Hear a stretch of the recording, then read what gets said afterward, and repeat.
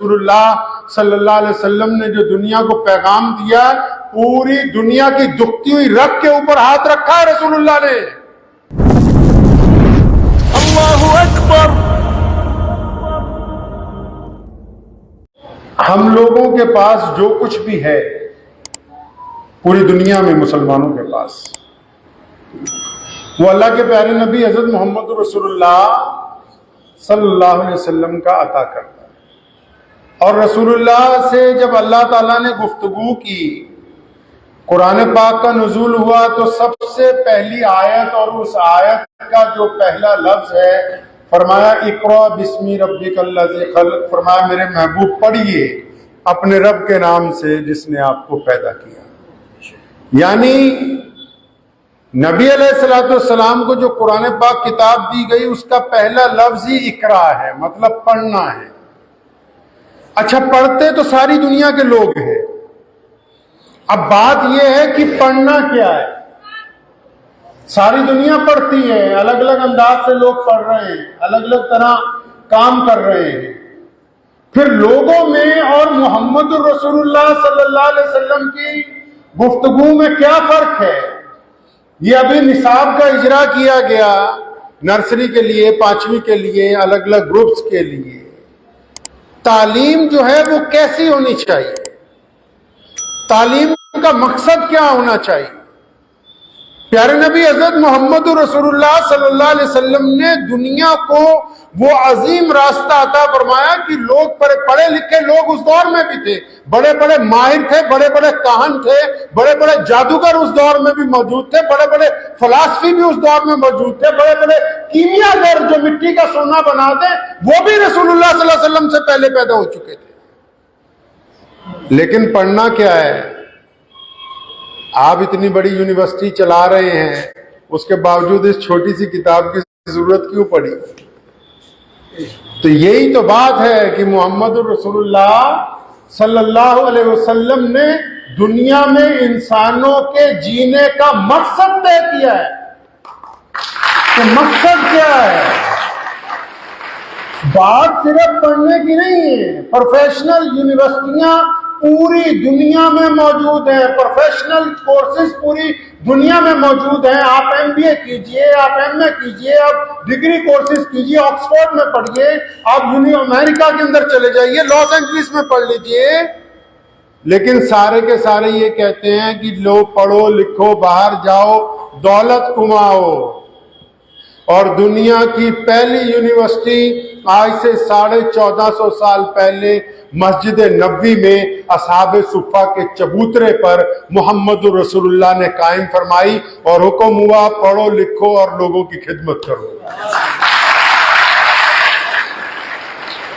بات یہ طے کی جاتی کہ تعلیم جو ہے وہ کیسی ہونی چاہیے اور تعلیم کا مقصد کیا ہونا چاہیے۔ میں پنجاب سے آیا ہوں، ہم بہت بڑی مصیبت سے لڑ رہے ہیں آج کل۔ پنجاب کے لوگ، مسلمان نہیں صرف، سارے مذہبوں کے لوگ، کیا جی، ہر بندہ کہتا ہے کہ مجھے پروفیشنل کورس کر کے، آئیلٹس کر کے باہر جانا ہے۔ کون سی ایسی تعلیم ہے جو آپ کے بچوں کو یہ سکھا دے کہ آئیلٹس کے سوا اور بھی چیزیں ضرورت کی ہیں؟ ایسی کون سی تعلیم ہے جو ایک ڈاکٹر کے دل کے اندر رحم پیدا کر دے، جو ایک انجینئر کے دل میں ایمانداری پیدا کر دے، جو ایک افسر کے دل میں دیانتداری پیدا کر دے؟ دنیا نے تعلیمیں بہت سی بنائی، محمد رسول اللہ صلی اللہ علیہ وسلم نے پھر دنیا کو جب پیغام دیا تو لوگوں کو پتہ لگا تعلیم کیا ہے۔ آپ کیا سمجھے کہ دنیا کی ضرورت کیا ہے؟ دنیا کی کیا ضرورت ہے؟ روٹی کپڑا اور بولیے روٹی کپڑا۔ آج سے 1000 سال پہلے کا بادشاہ کہتا تھا کہ میں لوگوں کو روٹی دوں گا، کپڑا دوں گا، مکان دوں گا۔ آج بھی صرف ہمارا ہی ملک نہیں، پوری دنیا میں آج جس مرضی کنٹری میں چلے جائیے، سرکار ایک ہی بات کہتی ہے کہ ہم لوگوں کو اچھی ہاسپٹیلٹی دیں گے، ہم اچھا نظام دیں گے۔ اور لیکن دنیا کی ضرورت کیا ہے؟ دنیا چاہتی کیا ہے؟ کیا ایک اچھی روٹی کھا کے گزارا ہو سکتا ہے؟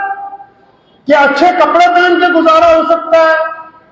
کیا اچھے گھر میں رہ کے گزارا ہو سکتا ہے؟ نہیں، محمد رسول اللہ نے سمجھایا آپ کو پتا ہے قرآن میں کہیں نہیں لکھا کہ کھڑے ہو کے روٹیاں بانٹو. قرآن پاک نے کہیں نہیں کہا کہ تم جاؤ اور فلاں جگہ جگہ ٹینٹ لگاؤ اور لوگوں کو کمبل بانٹتے رہو. قرآن نے کہیں نہیں کہا کہ تم آٹے کی تھیلیاں بانٹنے لگو جا کے. قرآن پاک نے جو گفتگو کی ہے اور رسول اللہ صلی اللہ علیہ وسلم نے جو دنیا کو پیغام دیا، پوری دنیا کی دکھتی ہوئی رگ کے اوپر ہاتھ رکھا ہے رسول اللہ نے. یہ ہم کیوں پڑھانا چاہ رہے ہیں بچوں کو کہ حدیث کیا ہے، رسول اللہ کیا چاہتے ہیں، وضو کیسے کرنا ہے، پاکی کس کو کہتے ہیں. کیوں پڑھا رہے ہیں؟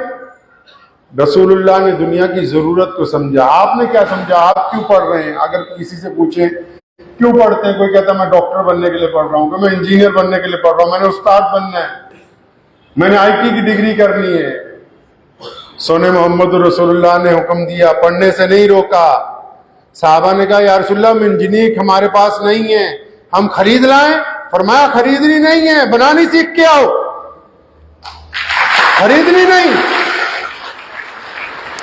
حضرت فرما رہے تھے، ہمارے چھٹپن پور کے شیخ بیٹھے ہوئے ندوی صاحب مدثر فرما رہے تھے کہ جب اسکول کھولا کئی لوگ کہنے لگے کہ یہ اسلام میں انگریزی کو لا رہے. رسول اللہ نے خود فرمایا کہ اگر دین حاصل، علم دنیا حاصل کرنے کے لیے، کوئی فن حاصل کرنے کے لیے چین جانا پڑے تو جاؤ. تو اس وقت چین میں کوئی شیخ الحدیث تھوڑی بیٹھا ہوا تھا جو حدیث پڑھا رہا ہے. فن پھر سیکھنے کی بات کی، لیکن فن کا استعمال دنیا میں اگر کسی نے سکھایا تو میں فخر سے کہتا ہوں وہ محمد رسول اللہ نے سکھایا. اب وہ کیسے سکھایا؟ پہلے وہ بات آپ سمجھ لیجیے.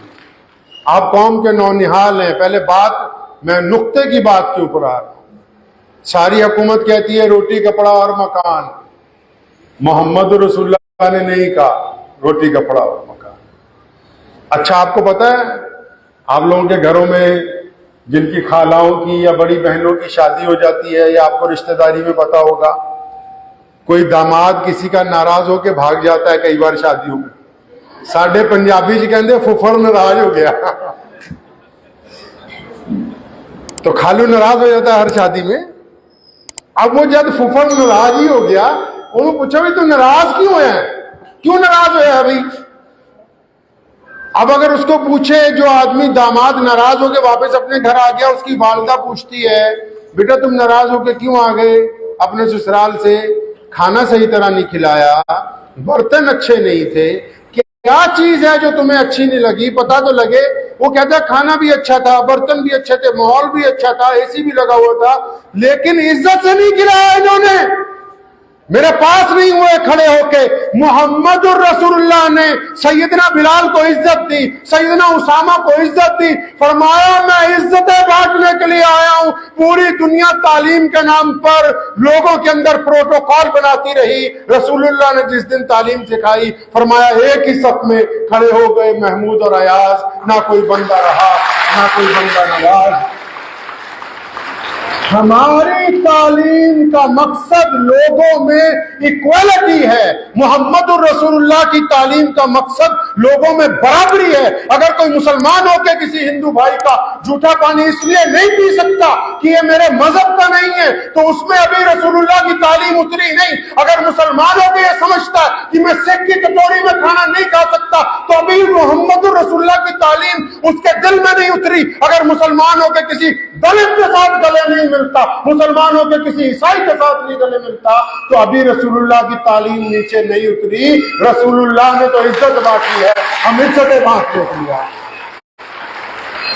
ہماری تعلیم میں یہ جو کتاب آپ کے سامنے پیش کی گئی، اس تعلیم میں اور یہ پوری دنیا کی یونیورسٹیوں کی تعلیم میں یہی تو فرق ہے. دنیا نے پروفیشنل تعلیم دی، اسلام نے سماجک تعلیم دی. دنیا کہتی رہ گئی پیسے کماؤ، اسلام نے کہا کہ نہیں. قرآن پاک میں حکم ہے نا یتیم کی تکریم کرنے کا. رسول اللہ سے پوچھا گیا نا یا رسول اللہ یتیم کی مدد کیسے کریں؟ پیسے دے دیں، روٹی کھلا دیں؟ فرمایا نہیں، اس کو عزت دینی ہے. सुभान जा, कुर्बान जाओ रसूलुल्लाह पे। भाई जिसको इज्जत देंगे उसको तो घर की बैठक में बिठाएंगे, जिसको इज्जत देंगे बैठक में बिठा के पानी चाय दूध पेश करेंगे, जिसको इज्जत देंगे उसको बैठक में छुप के उसकी जेब में सदके के पैसे डालेंगे। मोहम्मद रसूलुल्लाह ने दुनिया की दुखती हुई रग को पकड़ा, फरमाया मैं इज्जतें बांटने के लिए आया हूं। इस्लामी तालीम का मकसद यही है कि हमारी कौम का हर बच्चा दुनिया के हर धर्म के इंसान को इज्जत दे। यही तो बात है। मुझे काजी साहब की बड़ी बात पसंद आई, पीछे बैठे काजी शहर जोधपुर।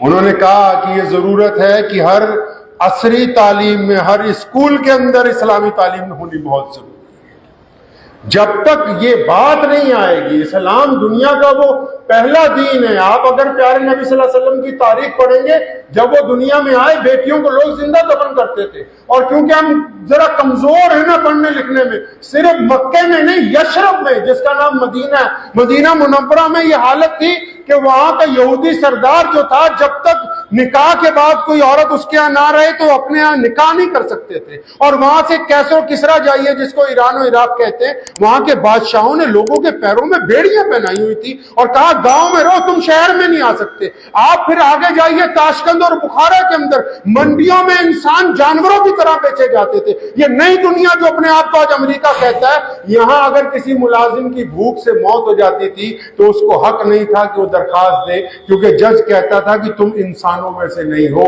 पूरी दुनिया के इंसानों को बराबरी की अगर किसी ने तालीम दी है तो मोहम्मद रसूलुल्लाह। फरमाया ना अल्लामा इकबाल ने कि आ गया है लड़ाई में अगर वक्त नमाज, किबला रू हो के जमी बोस हुई कौम हिजाज, एक ही सफ में खड़े हो गए महमूद और अयाज, ना कोई बंदा रहा ना कोई बंदा नवाज, बंदा साहिबो मोहताजो गनी एक हुए, तेरे दरबार में पहुंचे तो सभी एक। मैं हमेशा इस बात पर फख्र महसूस करता हूं कि अल्लाह ने हमें दीन दिया है।